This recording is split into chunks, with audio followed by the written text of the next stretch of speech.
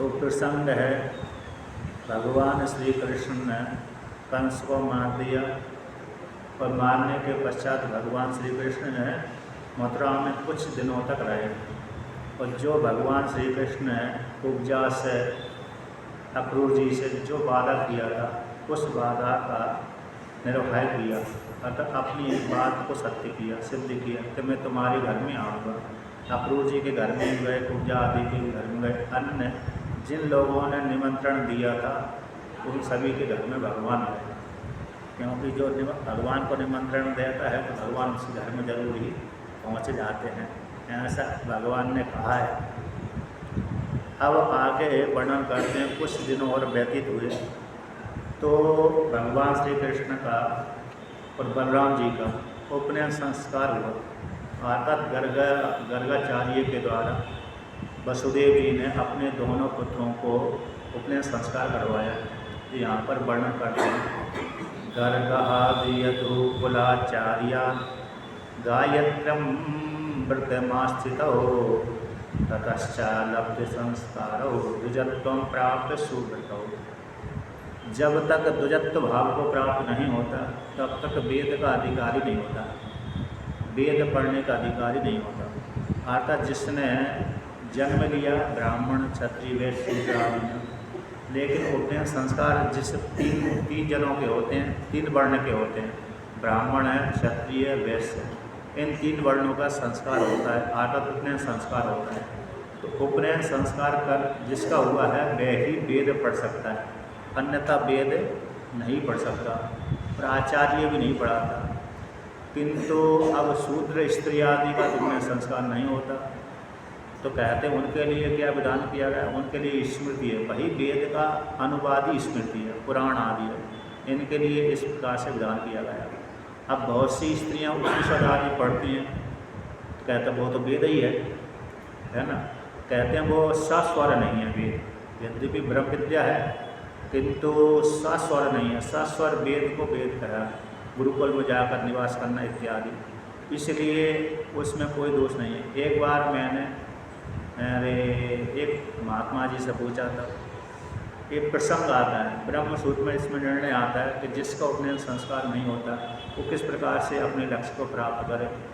अथवा जो स्त्रियां आदि हैं, ऐसे हरिद्वार में, ऋषिकेश आदि में ज्ञान सत्र चलता है और बहुत से महात्मा स्त्रियों को भी पढ़ाते हैं, पुरुषों को तो पढ़ाते हैं, स्त्रियों को भी पढ़ाते हैं। गुरुकुल आदि में भी जैसे इस विद्यालय आदि में वेद पढ़ते हैं, तो उसमें वेद में लड़कियां भी पढ़ती हैं, लड़के भी पढ़ते हैं।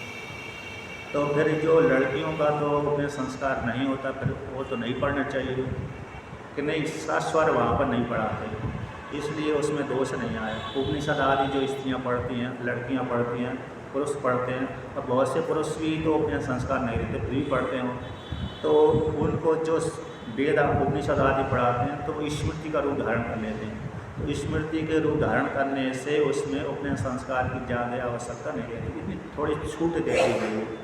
लेकिन यदि कोई ब्राह्मण है, क्षत्रिय है, वैश्य है, शूद्र है, स्त्री है, पुरुष है, यदि बिना जनेऊ की उसको यदि ज्ञान की प्राप्ति हो गई, चाहे भक्ति के माध्यम से, चाहे किसी के माध्यम से, चाहे उपनिषद सुन करके, तो उसको मोक्ष तो होना ही है। मोक्ष में कोई निषेध नहीं है।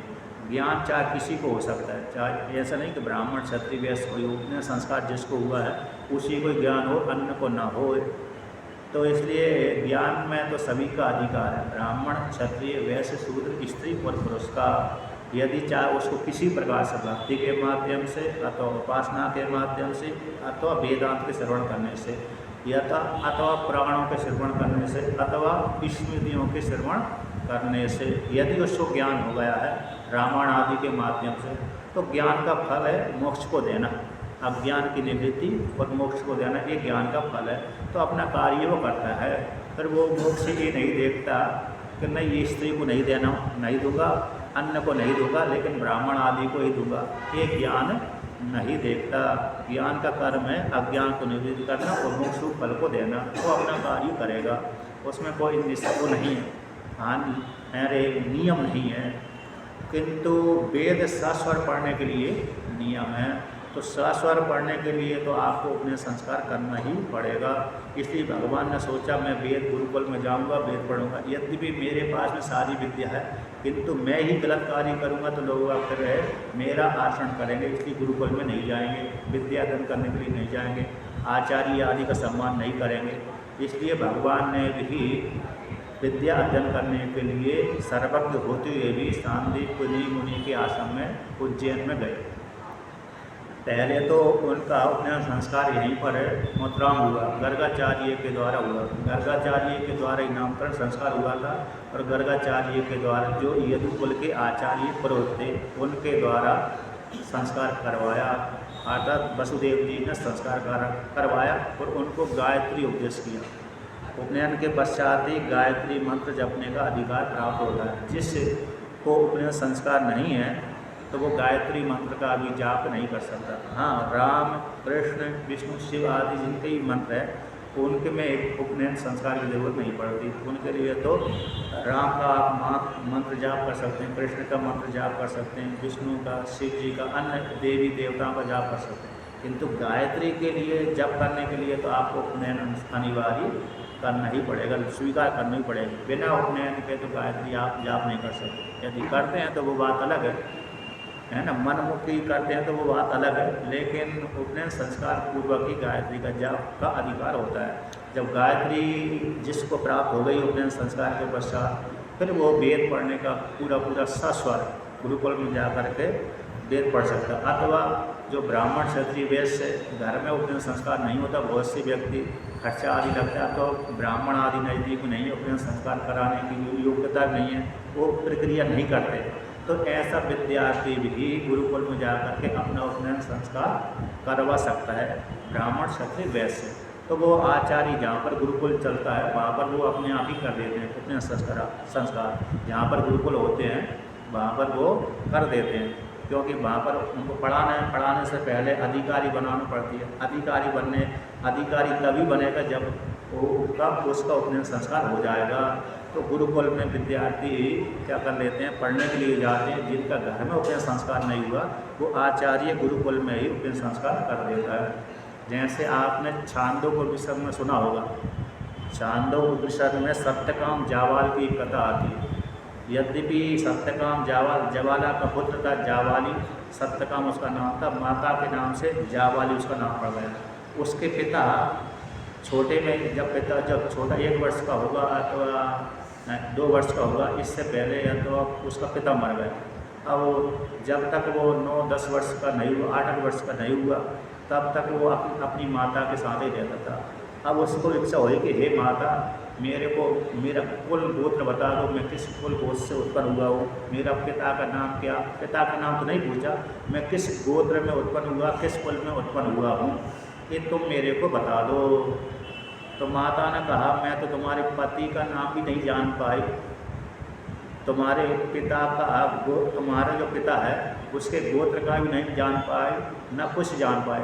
तुम अपने आचार्य के पास में जा कर के इतना ही बोल देना कि सत्यकाम मेरा नाम है, जावाला मेरी माता का नाम है और मेरा नाम सत्यकाम जावाल है। इतना ही तुम जाकर बोलना। यदि आचार्य की इच्छा होगी तो उपनयन संस्कार करेगा और तुमको विद्या देगा, यदि आचार्य की इच्छा नहीं होगी तो नहीं देगा। तो जैसे ही आचार्य के पास में हरिध्रुव नाम के आचार्य के पास में जबलपुर की घटना है, क्योंकि उसी के नाम से जावाली जबलपुर बना हुआ है, सत्यकाम जावाल के नाम से। तो वह हरिध्रुव आचार्य के पास में गया, उसका हो सकता है आश्रम नर्मदा जी के किनारे रहा हो। वहाँ पर जाकर कहा कि हे आचार्य, मेरे को उपनयन संस्कार कर दीजिए। तो आचार्य ने पूछा, भाई उपनयन संस्कार तो तभी करूँगा जब तुमको ब्राह्मण का ज्ञान हो, क्षत्रिय का ज्ञान हो, तो किस कुल से कौन बढ़ने वाली हो अथवा किस कुल गोत्र वाली हो। तो बालक ने कहा कि मेरा नाम सत्यकाम है, मेरी माता का नाम जवाला है, मैं सत्यकाम जावाली हूँ, सत्यकाम जावाल मेरा नाम है, जावाली। तो ऐसा नाम सुनते ही पूरा जो माता ने कहा उसी प्रकार से, मेरी माता को मालूम नहीं है कि मेरे पिता का कुल गोत्र किया है, उसने बालापन में ही मुझको प्राप्त किया था, मतलब उसके घर में, पिता के घर में उसका ऐसा व्यवहार कुशल था कि हर कोई आते रहते थे। तो हर कोई आते रहते थे, इसलिए उसको जो पत्नी को समय ही नहीं मिल पाया कि मैं अपने कुल गोत्र को, पति का जो कुल गोत्र है उसको पूछ सकूं। सेवा में ही लगी रहती थी, ये बनाना वो बनाना आदि। तो पति ने भी नहीं बताया कि मैं इस कुल परंपरा का हूँ। और दूसरा, उसको पति को शंका ही नहीं थी कि मैं जल्दी ही चला जाऊँगा, किसी भविष्य में बता दूँगा, जैसी भी शंका हो ऐसा ही मन का रख कर के बताया नहीं। तो इस प्रकार से उसने पुत्र ने सत्य बोला, तो सत्य को सुन करके उन्होंने अनुमान कर लिया ये गुण तो ब्राह्मण में ही होते हैं। वहाँ पर ये निर्णय आया है कि झूठ नहीं बोलते ब्राह्मण, यद्यपि क्षत्रिय आदि में भी नहीं झूठ बोलते, लेकिन कुछ कुछ बोल ही देते हैं। तो वहाँ पर ब्राह्मण को लेकर, श्रेष्ठता को लेकर के आगे ब्राह्मण, ये ऐसा गुण तो ब्राह्मण में ही हो सकता है, दूसरे में किसी में नहीं हो सकता है। आता तो ब्राह्मण सत्य बोलता है, ये वहाँ पर सिद्ध किया है। तो इसको लेकर के उन्होंने कहा ये ब्राह्मण का बालक है। तो क्या कर दिया, उपनयन संस्कार कर दिया। उपनयन संस्कार करने के पश्चात फिर आगे उसको सेवा के लिए गाय आदि दे दी। तो गाय की सेवा करने के लिए 400 गाय दी, 300 अथवा 400, 300 गाय दी, और कहा कि इनको जंगल में चराने के लिए ले जाओ। उसने जाते वक्त प्रतिज्ञा कर ली, जब तक 1000 गाय नहीं होंगी तब तक मैं लौट करके नहीं आऊँगा, ऐसा बोल करके चला गया।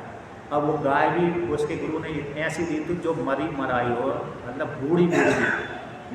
कैसी, जो घर में जहाँ पर चारा आदि नहीं होते वो गाय कृष हो जाती हैं, तो ऐसी बूढ़ी गाय दी, कृष दी, और गाय आदि दे करके बोले इनको चराने के लिए ले जाओ। तो उसने प्रतिज्ञा करी कि जाते वक्त के 1000 जब तक गाय नहीं होंगी तब तक लौट कर नहीं आऊँगा।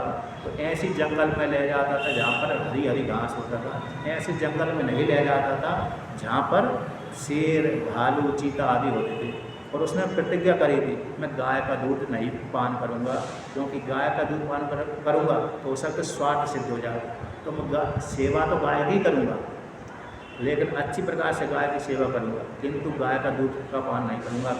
इससे क्या हो जाएगा, निष्काम सेवा हो जाएगी। तो गाय जहाँ बैठती थी अच्छी सूखे स्थान पर बैठाता था, गाय गोबर कर देती थी तो हटा देता था, गाय की रात भर सुरक्षा करता था, अग्नि जला कर रखता था, क्योंकि जंगल में तो शेर आदि आते रहते उस काल में। तो शेरों से रक्षा करने के लिए चौकस रहता था, मतलब सजग रहता था। इसके पश्चात जब गायों ने स्वयं बोला कि हमको आचार्य के घर में कब ले जाओगे, हमारी संख्या 1000 हो गई। उसने गिना नहीं कि इतनी गाय हो गई, स्वयं गायों ने बोला। गाय में मतलब उसके ऊपर देवता प्रसन्न हो गए, तो कोई देवता गाय के रूप में आ गया और देवता ने बोला कि हमको आचार्य के घर में कब ले जाओगे, हमारी संख्या 1000 हो गई। जैसे ही उसने सुना 1000 हो गई तो अपने आचार्य के घर में ले चलने लगा। और उसी काल में उसी बैल ने, नंदी ने कहा कि तुमको मैं ब्रह्म का उपदेश करूँगा। अगले दिन दूसरा उपदेश करेगा, तीसरे दिन तीसरा उपदेश करेगा, चौथे दिन चौथा उपदेश करेगा। तो 4 दिन में अपने आचार्य के आश्रम में पहुँच पाया था, 5वें दिन में पहुँच गया था। 4 दिन में ब्रह्म के 4 पादों का उपदेश किया था। वहाँ पर छांदोग्य में सत्यकाम जाबाल को लेकर के आए थे।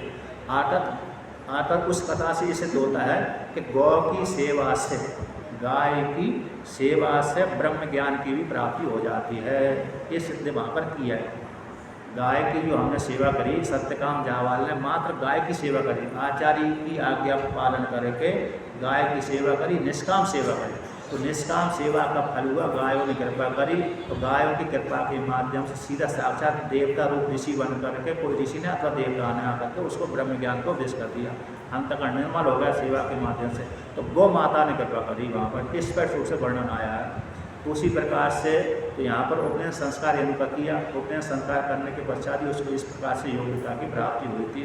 तो यहाँ पर भी भगवान भी उपनयन संस्कार करा करके फिर वहाँ से कहते हैं लोगों को उपदेश करते हुए, यानी अपने इस प्रकार से आसन करते हुए आगे के भविष्य में मेरा ही आसन लोग करें, तो कोई कितना भी बड़ा हो, ईश्वर भी क्यों ना हो, उसको भी गुरु के आश्रम में विद्या अर्जन करने के लिए जाना चाहिए, अनिवार्य है।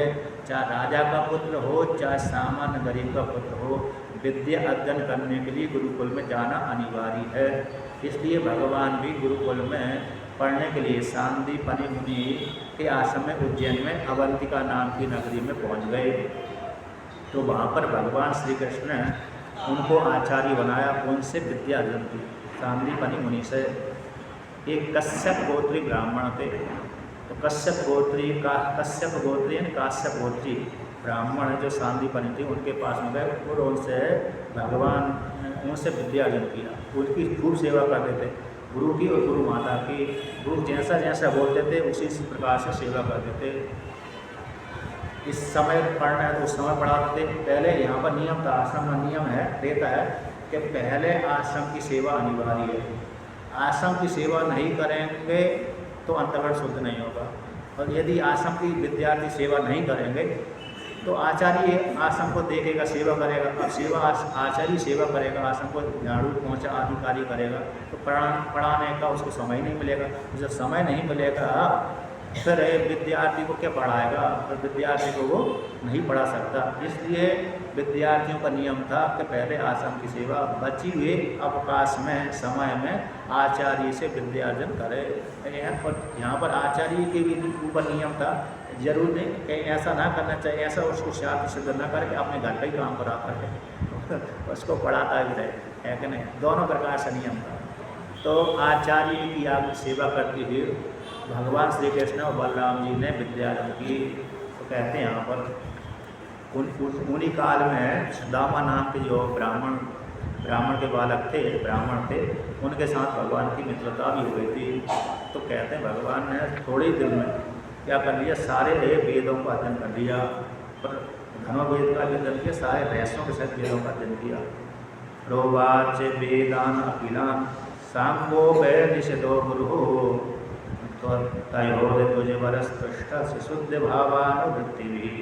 कहते हैं भगवान कृष्ण और बलराम जी ने गुरु की सेवा करके सारे वेदों का रहस्य के सहित वेदों का अध्ययन किया। गुरु उनकी सेवा से प्रसन्न हो गए थे। तो इसलिए गुरु ने सेवा को दे करके रहस्य के सहित चारों वेदों को अंगों के सहित, जो वेद के 6 अंग होते हैं उनके सहित भगवान को उपदेश कर दिया, पढ़ा दिया। स रहस्यम धनुर्वेदम धर्मान्याहे पतांस्तता ततः चान्वीक्षिकीं विद्यां राजनीतिं च षड्विधाम। रहस्य के सहित धनुर्वेद को, धर्मों को, मनु आदि स्मृति धर्मों को, न्याय पथ को, आगाध मीमांसा, पूर्व मीमांसा, उत्तर मीमांसा, नैयायिक, वैशेषिक और योग दर्शन, सांख्य दर्शन, ये जो वेद धार्मिक 6 दर्शन है, इन सबका उपदेश किया। राजनीति का उपदेश किया, सारी विद्या का उपदेश किया। इस प्रकार से न्याय शास्त्र आदि, फिर संधि विग्रह, संधि है, विग्रह, आसन है, द्वैध आदि है, ये सारे राजनीति के जितने भी अंग हैं, इन सब का भगवान श्री कृष्ण को, बलराम जी को उपदेश किया। और भगवान श्री कृष्ण को कहते हैं 64 कलाओं का, 64 विद्याओं को उपदेश दिया। जो 64 कला होती हैं, भगवान ने एक दिन में एक कला का पाठ अध्ययन कर लिया था। अब उन्होंने आचार्य ने देखा कि ये बड़ा योग्य विद्यार्थी हैं, दोनों विद्यार्थी कैसे हैं, योग्य है। योग्यता को देख करके फिर उनसे कोई भी विद्या छुपाई नहीं। और इसके पश्चात एक दिन में एक कला सिखाई, 64 दिनों में 64 कला। अब कला कौन सी है 64 कला?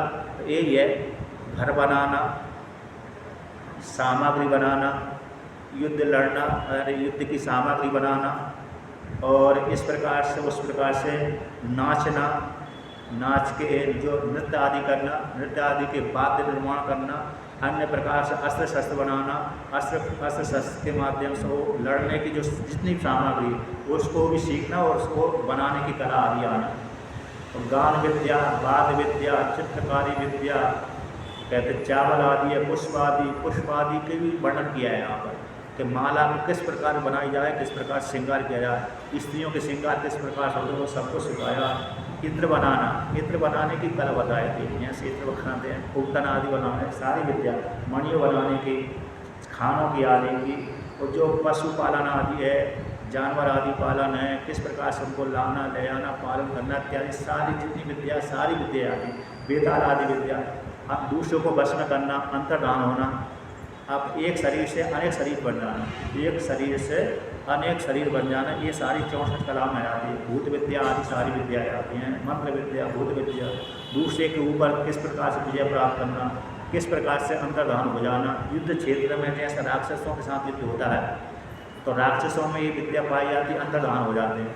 जैसे शुद्ध जो क्षत्रिय छात्र धर्म होता है, छात्र धर्म से युद्ध होकर के जो युद्ध होता है उसमें तो यानी अदृश्य नहीं होते, किंतु जो राक्षसों के साथ युद्ध होता है उसमें कभी कभी राक्षस अदृश्य भी हो जाते थे।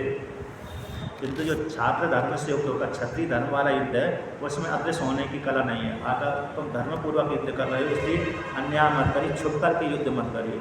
छुप कर का जो युद्ध होता है वो अन्याय वाला होता है, जो उजागर युद्ध होता है वो धार्मिक युद्ध होता है। तो इस प्रकार से भगवान ने 64 विद्या ले ली, कला ले ली, 64 कला ले ली। इसके पश्चात भगवान सांदीपनि मुनि ने देखा कि बड़ा योग्य विद्यार्थी है, सारी विद्याएँ देने के पश्चात गुरु भी प्रसन्न हो गया कि मेरी विद्या तुमको फलीभूत हो जाए। इसके पश्चात सांदीपनि मुनि से आज्ञा दी कि हम अपने देश को जाना चाहते हैं, आप हमसे गुरु दक्षिणा मांग लीजिए। क्योंकि विद्यार्थी को नियम आया, पहले गुरु को जब गुरु अध्ययन करने के लिए जाता है विद्यार्थी, उस काल में तो दक्षिणा ना ले जाए, उस काल में तो धन न ले जाए, बल्कि जब विद्या अर्जन समाप्त हो जाए, समावर्तन संस्कार हो जाए, उस काल में विद्यार्थी अपने गुरु को क्या दे, दक्षिणा दे करके जाए, गुरु दक्षिणा दे करके जाए। यदि गरीब है तो कोई समस्या नहीं है, तो आचार्य देख लेता है इसमें कोई योग्यता नहीं है धन की, जैसी योग्यता है उसी के अनुसार आचार्य उसको उपदेश करता है कि मेरे को इतनी गुरु दक्षिणा दे दो। अथवा आचार्य बोल देता है इसने बहुत सेवा करी है, तो बहुत से मेरे शिष्यों को बोल तुमने मेरी बहुत अच्छी प्रकार से सेवा करी है, इसलिए गुरु दक्षिणा मेरी सेवा ही हो गई। इस प्रकार से विदा कर देते थे। सारे विद्यार्थियों से गुरु दक्षिणा नहीं लेते थे। हाँ, लेकिन सारे विद्यार्थियों का नियम था कि जाते वक्त समावर्तन संस्कार करते समय अपने आचार्यों को क्या देकर जाए, गुरु दक्षिणा देकर जाए। तो उसी प्रकार से भगवान ने कहा कि हे आचार्य, हम दोनों आपको गुरु दक्षिणा देना चाहते हैं, आप जो इच्छा हो वो मांग लीजिए। तो सांदीपनि मुनि ने अपनी पत्नी से मिल करके विचार किया कि इनकी बुद्धि कला बहुत है, वो बड़े योग्य हैं, क्यों ना हम इनसे क्या मांग लें, ये गुरु दक्षिणा मांग लें। तो भगवान कृष्ण और बलराम से बोल दिया कि हम एक बार प्रवास क्षेत्र में आता सोमनाथ मंदिर की तरफ, सोमनाथ में गए थे, वहाँ पर भगवान है, सोमनाथ के दर्शन करने गए थे, स्नान आदि कर रहे थे, वहाँ पर हमारा पुत्र को समुद्र ने ले लिया। वो पुत्र ला कर ले लो। अब पुत्र को कब खोया था, महीना 2 महीना तो नहीं हुआ, साल 2 साल 10 साल जितना भी हो गया और इतने पहले खोया था। अब समुद्र के भीतर खोया था तो समुद्र के भीतर खोने वाला तो मर ही जाता है कि नहीं।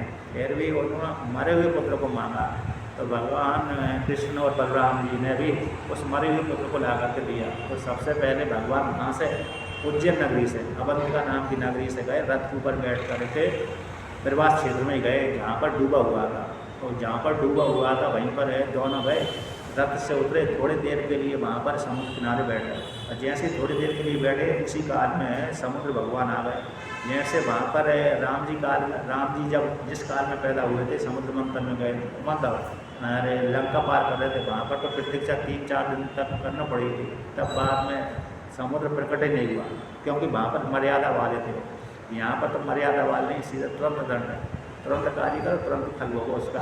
तो जान गए थे, समुद्र देवता जान गए थे इसमें इनको देरी नहीं है, क्योंकि थोड़े देर को लेकर के तो आए, मतलब थोड़े समय इसके लिए आए, 10,000 20,000 वर्ष के लिए नहीं आएंगे, मात्र 125 वर्ष लेकर के आए हैं। इसलिए इनको थोड़े से काल में ही बड़ा कार्य करना है, इसलिए प्रत्यक्ष करवाने की जरूरत नहीं है।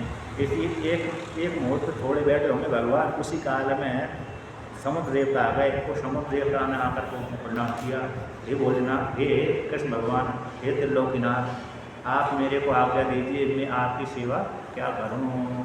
इस प्रकार से उन्होंने समुद्र देवता ने प्रार्थना करी। तो समुद्र देवता की प्रार्थना को सुनकर के यहाँ पर वर्णन करते हैं। तो कहते हैं कि हमारे गुरु जी का पुत्र यहाँ पर आया, तुम्हारे किनारे आया था, वो तुम्हारे जन्म में वो खो गया है, उसी को ला करके दे दो। हमारे गुरु का पुत्र जो तुम्हारे जल में स्नान कर रहा था, उसे तुम्हारे जल में आकर तुमने ही अंदर घुस ले लिया, प्रवेश कर लिया अथवा ले लिया, छीन लिया है। तो जो तुम्हारे भीतर मेरे गुरु का पुत्र है वो ला करके मेरे को दे दो। तो जब इस प्रकार से समुद्र देवता से मांगा तो मेरे गुरु का पुत्र जो तुम्हारे जल के भीतर समा गया, ला कर दे दो। ऐसा सुन करके समुद्र देवता ने कहा कि हे त्रिलोकीनाथ, मैंने तो आपके गुरु के पुत्र को नहीं लिया, किंतु मेरे भीतर एक शंख नाम का असुर रहता है, वो शंख की आकृति धारण करके रहता है, उसने खा लिया। उसने हो सकता है उसी ने आपके गुरु के पुत्र को चुराया हो। अब वो शंख नाम का असुर, शंख नाम का जो असुर है, उसने यदि खाएगा तो खा ही जाएगा। लेकिन भगवान श्री कृष्ण ने योग बल से होकर के समुद्र के भीतर गए, जहाँ पर शंख था वहाँ पर जाकर के उसके साथ लड़े और लड़कर के उसके पेट को फाड़ कर देखा। अब पेट को कैसे फाड़ कर देखा भगवान ने, तो देखा वहाँ पर है ही नहीं है। तो मांस खा गए तो मांस तो पच ही जाएगा, किंतु वहाँ पर पेट को फाड़ कर देखा है नहीं है। तो उसका शंख की आकृति में रहता था, इसी उसकी जो हड्डी थी, तो भगवान ने उसको तो ले लिया, अपने बजाने के लिए ले लिया। और बाद में देखा कि यहाँ पर नहीं है, इसके पेट में नहीं था वो, तो वहाँ से सीधा यमलोक में गए। यमलोक में जाकर के यमराज जी को कहा कि हे यमराज जी, मेरे गुरु का पुत्र तुम्हारे कर्म के अनुसार मेरे गुरु का पुत्र तुम्हारे लोक में आया, उस पुत्र को ला करके दे दो। तुम गुरु के पुत्र के कौन सा कर्म क्या था, क्या उसके ऊपर बिल्कुल भी विचार मत करो, मेरी आज्ञा का पालन करो।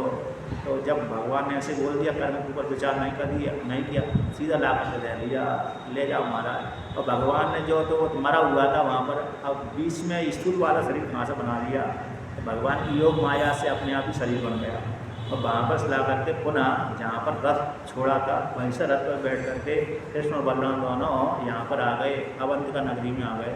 तो गुरु को कहते हैं जिस काल में मरा था उस काल में कैसा वाला था, कितना था, और इतने दिनों के बाद कितना बड़ा हो गया होगा, उतनी आकृति को लेकर के आए थे, उतना ही लेकर नहीं आए।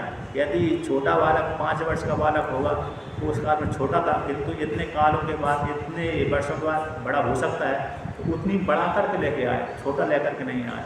तो कहते हैं इस प्रकार से गुरु को दे दिया। वो गुरु को देने के पश्चात कहा कि हे गुरुदेव, आप है और भी मेरे से अपनी इच्छा के अनुसार गुरु रखना मांग सकते हैं हम दोनों से। किंतु गुरु ने फिर नहीं मांगा कि अधिक अति सर्वत्र वर्जय थे। तो भगवान ने कहा इस प्रकार से गुरु को प्रसन्न होकर के गुरु दक्षिणा देकर के लौट करके मथुरा आ गए। अब इसके पश्चात अब चलते हैं बड़ा व्यापार को लेकर के। सामान्य व्यापार हो गया, चुटपुट व्यापार हो गया। कहते हैं अब भगवान क्योंकि छोटे मोटे व्यापार नहीं करना चाहते, अब बड़े बड़े व्यापार करना चाहते हैं। तो कहते हैं अक्रूर जी को एक बार प्रसन्न करके कहा कि अक्रूर जी, आप हमारे सच्चे दोषी हैं, आप हस्तिनापुर चले जाइए और पांडवों की खबर ले लीजिए। वहाँ पर हमने सुना है, देखा है कि क्या पांडवों की कैसी गति है, और राष्ट्र अपने पिता भाई के पुत्रों को ठीक प्रकार से पालन करते हैं या तो नहीं पालन करते हैं। हमारी बुआ का जो बुआ जी है उनको खबर लेकर के आए। तो अक्रूर जी महाराज हस्तिनापुर गए, वहाँ पर देखा कि पांडवों के साथ भेदपूर्वक व्यवहार करते हैं। समझाया, और समझाने के पश्चात भी वो नहीं समझे, और सारा आकर के कृष्ण भगवान को बता दिया कि पांडवों के साथ अच्छा व्यवहार नहीं करते। अब इसके पश्चात सुना दिया, और भगवान भी जानते थे, यदि भी खबर लेने के लिए भेज दिया। अब आगे को वर्णन करते हैं। यहाँ पर कहते हैं कंस की 2 पत्नियाँ थीं, कंस की 2 पत्नियाँ थीं। तो अपने पति के मर जाने के पश्चात अपने पिता के घर में चली गई। तो यहाँ पर उसको लेकर कहते हैं, जरासंध के साथ युद्ध का वर्णन करते हैं। अस्ति ही प्राप्तिश्च कंसस्य महिष्यो भरतर्षभा मर्तये भर्तरि दुःखाटे यतोस्म पितुर्गृहाम्। अस्ति नामक एक पत्नी थी, प्राप्ति नामक दूसरी पत्नी थी। अपने भर्ता के मर जाने के पश्चात दुखी होकर के अपने पिता के घर में चली गई, और जाकर कहा कि हे पिताजी, देखो आपके राज्य में रह करके, आपकी सन्निधि में रह करके हमारी क्या गति हुई। आपको देखो हमारे ऊपर नहीं देख रहे आप, कितनी हमारे ऊपर विपत्ति आ गई है, हम विधवा हो गई इत्यादि। आप बड़े सामर्थ्यशाली है, आपके रहते हुए हमारे पति का आयु शत्रु जीवित है, आपने हमारे ऊपर खबर ही नहीं इत्यादि अपने दुखों को दुबारा सुनाया।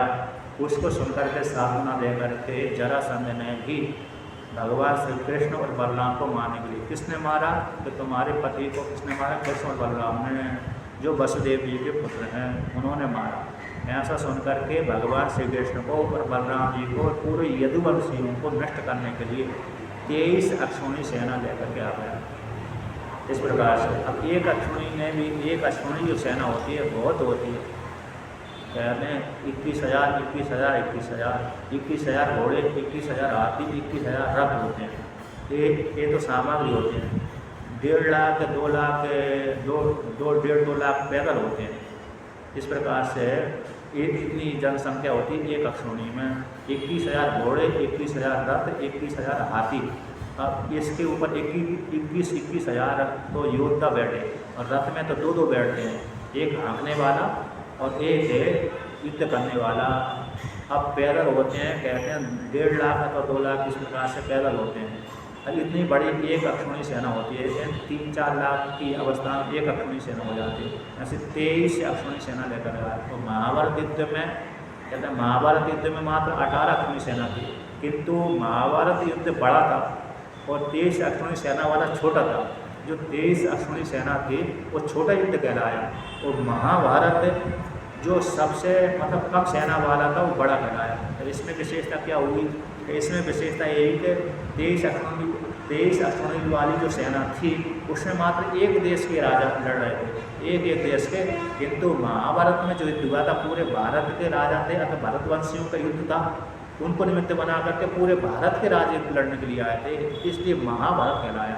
पूरे भारत के, पूरे विश्व के जितने भी अपने अपने को मानते थे, जो धर्म के पक्ष वाले, कुछ अधर्म के पक्ष वाले, तो दोनों पक्ष वाले आपस में लड़ रहे थे। इसलिए पूरे देशों के राजाओं के साथ युद्ध हुआ था, आपस में लड़कर मरे थे, इसलिए महाभारत कहलाया। इसलिए सबसे बड़ा युद्ध कहलाया। तो इसलिए किंतु जो अक्षौणी जो जरासंध के साथ युद्ध हुआ था ये तो छोटा छोटा युद्ध कहलाया। यद्यपि जनसंख्या इसमें ज़्यादा मरे, किंतु उसमें योद्धा ज़्यादा मरे, राजा ज़्यादा मरे, राजकुमार ज़्यादा मरे, क्षत्रिय वर्ण का पूरा संहार हुआ वहाँ पर। तो ये बड़ा कहलाया। तो कहते हैं आगे, अक्षौहिण्यभिर्विष्टा त्रिशिभिश्चापि संवृतः यतुराजधानीं निरुणते सर्वतो दिशम्। कहते हैं 23 अक्षौणी सेना को लेकर के जरासंध इस मथुरा नगरी को उसने घेर लिया। और जैसे ही मथुरा नगरी को घेर लिया तो भगवान ने देखा कि ये तो हमारी नगरी को घेर लिया। यदि भी मथुरा नगरी उस काल में जीर्ण शीर्ण सी हो रही थी, उसकी जो किले की दीवार आदि है जीर्ण शीर्ण हो गए थे, किंतु उसके ऊपर आक्रमण क्यों नहीं किया कंस के काल में? कंस इतना बलवान था, उसके डर के चक्कर में कोई ने आक्रमण नहीं किया। तो भगवान उस काल में कहते मथुरा नगरी को थोड़ा मरम्मत भी करवाया था कंस के मर जाने के पश्चात, थोड़ा बहुत करवाया। बाद में भगवान श्री कृष्ण ने तो दूसरी नगरी बसा ली, इसलिए ज़्यादा इसके ऊपर ध्यान भी नहीं दिया। जब भगवान ने देखा तो विचार किया, इसने जरासंध ने तो हमारी नगरी को घेर लिया, और विचार किया कि हाँ मेरा जिस उद्देश्य को लेकर के अवतार हुआ अब वो काल मेरा आ गया। जिस उद्देश्य को लेकर के मैं भी मैं चाहता था कि एक किसी न किसी बहाने से युद्ध हो और जो पृथ्वी के बाहर है उनको संहार करूँ, उतारूँ। अब ये जरासंध आया है, यद्यपि अधर्म पक्ष का है, यदि मैं इसको मार देता हूँ तो फिर मेरे को उस देश में जाकर के एक राजा को मारना पड़ेगी। किंतु मैं क्या करूँ, ये एकत्रित करेगा, बार बार हमला करेगा, बार बार इसको मारूंगा, इसकी सेना का संहार करूंगा, इसके पक्ष वाले सारे योद्धा को मार दूंगा, किंतु इसको नहीं मारूंगा। ये पुनः जाएगा, हार करके जाएगा, पुनः सेना एकत्रित करेगा, फिर लौट करके आएगा, फिर मेरे साथ युद्ध करेगा। इसलिए इसके माध्यम से मैं बहुत सी सेना का, बहुत से अधर्मी राजाओं को संहार कर दूंगा। इसलिए इसको तो नहीं मारूंगा, किंतु इसकी सेना का संहार कर दूंगा। ऐसा उद्देश्य करके बलराम जी को साथ लेकर के कहते हैं युद्ध करने के लिए सेना सजा करके अपनी मथुरा नगरी से बाहर निकले आए। कहते उसी काल में बलराम जी को कहते आह्वान कर लिया। आह्वान क्या कर लिया, उनके जो 2 नित्य जो आयुध थे भगवान के, उस नित्य आयुध, नित्य जो रथ था, दिव्य रथ था, वो अपने आप ही आकाश मार्ग से भगवान के चिंतन करते अपने आप आ गए। एतद् अर्थो अवतारोऽयं भूभारहरणाय मे संरक्षणाय साधूनां कृतो अन्येषां वधाय च। भगवान यहाँ पर कहते हैं जिसके लिए मेरा अवतार है, भूभार को हरण करने के लिए, वो साधुओं को रक्षा करने के लिए और अन्यों को वध करने के लिए वह काल आ गया है। ऐसा चिंतन करते ही उसी काल में आकाश मार्ग से 2 रथ उतरे। एक रथ कहते हैं, एक रथ पे भगवान बलराम जी बैठ गए, एक रथ पर भगवान श्री कृष्ण बैठ गए। तो भगवान श्री कृष्ण का जो रथ था वो 4 घोड़ों से युक्त था, दिव्य रथ थे। तो कहते हैं इसके पश्चात बलराम जी के रथ पे दिव्य जो आयुध होता है, ये तो दिव्य आयुध मूसल हल, और जो बढ़ा सकते हैं घटा सकते हैं, बढ़ा सकते हैं घटा सकते हैं। उसी मूसल से जो ये हस्तिनापुर नामक नगरी है उसको पीछे से उखाड़ा था, इसलिए हस्तिनागरी आज भी ऐसे बोलते हैं वहाँ पर हस्तिनागरी को, हस्तिनापुर नाम की नगरी को। तो एक तरफ झुकी हुई है, टूटी हुई है, क्योंकि भगवान बलराम जी ने सांब के विवाह में उसको जब सांब को कैद कर लिया था कौरवों ने, तो छोड़ने के लिए बोला, किंतु नहीं छोड़ा उन्होंने। और बाद में क्रोधित होकर के बलराम जी ने पीछे से, यहाँ छोर होगा वहाँ से थोड़ा अपने मूसल को घुसा कर तो उखाड़ गंगा नदी में बहाना चाहते थे, डूबना चाहते थे, पलटना चाहते थे। तो जैसे थोड़ा पलटी हुई, थोड़ा मथुरा नगरी मतलब उसको हस्तिनापुर नाम की नगरी को उखाड़ते ही वहाँ के जो नगर आदि थे, घर आदि थे, गिरने लगे, भूकंप आने लगा। तो सारे जो कौरव पार्टी थे डर गए, और डरने के पश्चात भगवान को, बलराम जी को प्रसन्न किया। उसी कारण से वहाँ पर कहते हैं, शास्त्र वर्णन करता है कि आज भी हस्तिनापुर नाम की जो नगरी है तिरछी है। कैसी है? वो तिरछी है। अब वो ऊपर से देखने पर तिरछी लगेगी, सामने में तो ऐसी कटेगी, लेकिन आजकल तो वो छोटा सा गाँव मात्र बचा हुआ है, क्योंकि वो डूब गई थी। मतलब हस्तिनापुर नाम की नगरी है, बाढ़ में बह गई थी, डूब गई थी, नष्ट भ्रष्ट हो गई थी। वहाँ का जो राजा है कौशाम्बी नाम की नगरी को जाकर राज किया था। इसके पश्चात कहते हैं, संकम ददौ विनिर्गत्य हरिदारुक सात्विवी तावहा मगधो वीचाय हे कृष्ण पुरुषोत्तम। इसके पश्चात भगवान दारुक नाम के सारथी को लेकर के संत उन्होंने वहाँ पर उस पर बैठ कर के युद्ध क्षेत्र में आ गए। तो जैसे ही नगर से बाहर निकले, उसी काल में मगध का जो राजा था जरासंध का, उसने देखा, हे कृष्ण, हे पुरुषोत्तम, तू कहाँ भागा जा रहा है? रुक रुक, तू अपने परिवार को, मामा का हत्यारा है, इस प्रकार से तेरे को लज्जा नहीं, अपने परिवार को, कुल को कलंक करने वाला है। तो मैं आज तेरे को क्या करूँगा? दंड दूंगा। और इसके पश्चात आगे वर्णन करता है, ना तोया यो तुम छामी बाल के ने कहन लज्जया मुक्तेन ही तोया मंदा न्यायुष्य आई बंधु। और भी कहते कि तूने तो अपने भाई बंधुओं को मारा है, और मैं तेरे साथ युद्ध आदि भी करने की इच्छा मेरे को नहीं है। तो अभी तक तो छुपा छुपा रह रहा था, घूम रहा था, छुपा हुआ रह रहा था, अब मेरे पाले पड़ गया, तू भाई बंधु को मारने वाला है। अब मैं कहते हैं तेरे साथ युद्ध करना ठीक नहीं है, किंतु तेरे जो बड़ा भाई बलराम है, थोड़ा हट्टा करते थे बलराम, उसके साथ युद्ध करूँगा। हे बलराम जी, यदि तुमको परलोक प्यारा हो, प्राणों की इच्छा परलोक प्यारा हो, तो आप मेरे साथ युद्ध करो। ऐसा बलराम जी को चुनौती दे दी। कृष्ण भगवान से युद्ध नहीं किया उसने, किंतु बलराम जी से युद्ध किया। कृष्ण भगवान से क्यों युद्ध नहीं किया? भगवान जाने। उसने कहा कि तू थोड़ा बालक है, हो सकते कृष्ण भगवान थोड़े छोटे होंगे और बलराम जी थोड़े हट्टे कट्टे होंगे, और वो सोचता था योद्धा के जैसा होना चाहिए। मैं जैसे योद्धा हूँ उसी प्रकार से मेरे समान ही योद्धा होना चाहिए। जैसे महाभारत युद्ध काल में सारे योद्धा के साथ ही लड़ रहे थे, लड़कों के साथ नहीं लड़ रहे थे, कमजोर के साथ नहीं लड़ रहे थे। तो इसलिए हे राम, हे बलराम, यदि तुम मेरे साथ युद्ध करना चाहते हो और तुमको परलोक प्यार है, तो आओ मेरे साथ युद्ध करो। तुम में जैसी इच्छा हो मेरे साथ ऊपर प्रयास करो, या तो तुम मेरे को मार दो अथवा मेरे हाथ से मारे जाओ।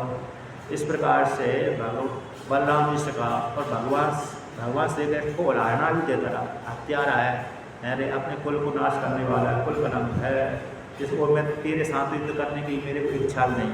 तो भगवान ने सोच देखा कि ये तो मेरी उपेक्षा कर रहा है, अर्थात क्या कर रहा है, मेरे को कलंक लगा रहा है। तो भगवान उसकी इस व्यंग्य वाली वाणी को सुनाई नहीं।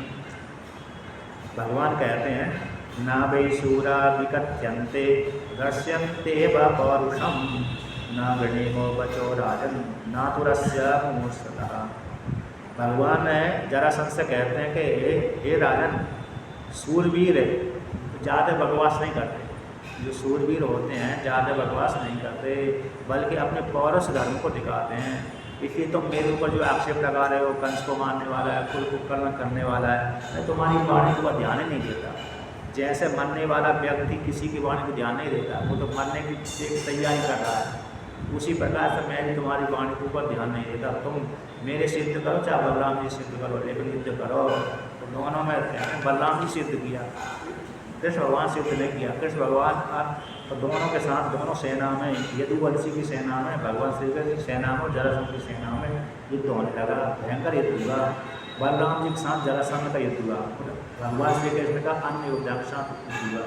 तो भगवान ने और बलराम जी ने दोनों ने जरासंध की थोड़े सी काल में 23 अक्षौणी सेना को क्या कर दिया, मार संहार कर दिया। फिर बलराम जी ने जरासंध के रथ को, सारथी को, सबको नष्ट भ्रष्ट कर दिया।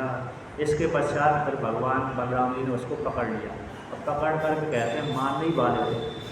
अब जैसे ही हाथ से पकड़ लिया, जैसे ही पकड़ा, पकड़ने के पश्चात मारने वाले थे, उसी काल में इसने कोशिश करी छुड़ाने की, कोशिश करी छुड़ाने की बलराम से।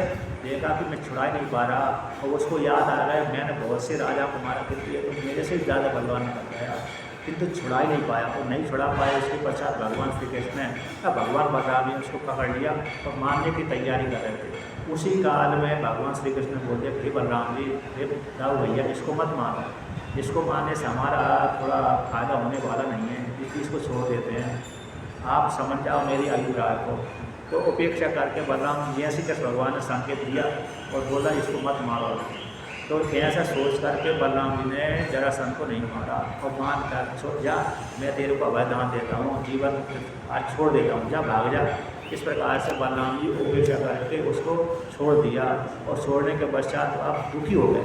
अब जिस शत्रु के द्वारा हट जाए, पराजित हो जाए, उसने कृपा करके छोड़ देते वो व्यक्ति लज्जित हो जाता है। तो बलराम जी ने अपनी विजय प्राप्त करी, भगवान श्री कृष्ण ने विजय प्राप्त करी, सारी सेना का संहार कर दिया। इसके पश्चात दुखी होकर के थोड़े बहुत बचे हुए थे, रास्ते में आ रहा था। रास्ते में आने के पश्चात उसको इतना बेरा हो गया, अब तो मैं मन जीने वाला नहीं हूँ, जीने के योग्य नहीं हूँ, क्योंकि मैं तो अभी तक मैं सबसे श्रेष्ठ कहलाने वाला था। सभी बहुत से राजा को मैंने मारा, दंड दिया, बहुत से राजाओं को जेल में डाल दिया है, किंतु आज मैं इन शत्रुओं के द्वारा हार गया।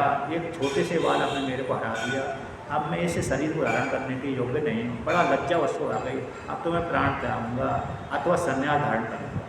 दोनों प्रकार, दोनों विकल्प उसने चुने, या तो प्राण त्यागूंगा अथवा संन्यास ले लूँगा, अब राज करने का मैं अधिकारी नहीं हूँ। जब इस प्रकार से उसको पूरा वैराग हो गया, मानने के लिए तैयार हो गया, उसी काल में उसके जो संगाती थे उसने उसको थोड़ा डरा दिया है, मतलब उसको समझाया, अरे ये तो काल की गति है, कभी काल हमारे ऊपर भारी हो जाता है, कभी उनके ऊपर चला जाता है, कभी काल हमारा साथ देता है तो हमारी वजह हो जाती है, और कभी काल आज आपके प्रति काल विपरीत हो गया, इसलिए उनकी वजह हो गई। उसमें कृष्ण और बलराम की कोई भूमिका नहीं है, इसमें कृष्ण और बलराम की कोई भूमिका नहीं, बल्कि काल की महिमा है। काल ने आज उनको विजय दी है, हमको पराजय दी, इसलिए आप चिंता मत करो। इनमें क्या लगा हुआ है, कृष्ण बलराम में क्या ताकत है, क्या सामर्थ्य है, इसलिए आप चिंता मत करो। ऐसा समझा दी, हिम्मत कर दिया। तो उसने कहा ठीक है, अगली बार हम अच्छी शक्ति सजा करके पुनः इनके ऊपर आक्रमण करेंगे।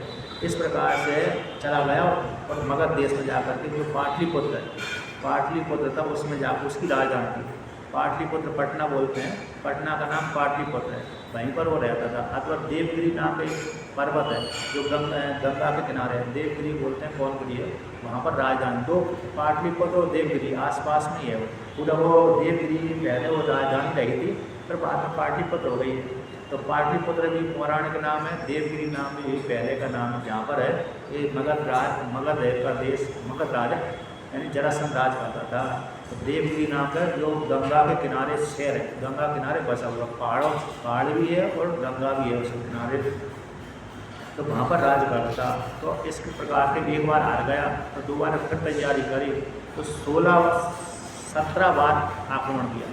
भगवान श्री कृष्ण ने 17 बार उसको छोड़ता रहे, बलराम जी और कृष्ण भगवान छोड़ते रहे। 17 बार तक जितनी भी सेना 23 अक्षौणी सेना लेकर आया, तो सारी अपनी सेना को योद्धा को मार देते थे, लेकिन उसको अकेले छोड़ देते थे।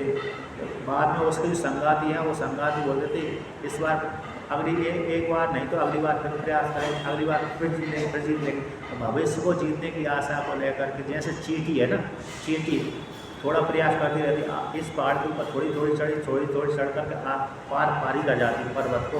उसी प्रकार से चींटी के माध्यम से इस बार जीते नहीं तो अगली बार जीत जाएंगे, इस बार नहीं जीते तो अगली बार जीत जाएंगे, इस बार नहीं जीते तो अगली बार जीत जाएंगे। इस प्रकार से 17 बार हारने के पश्चात 18वीं बार उसने आक्रमण करने की इच्छा करी।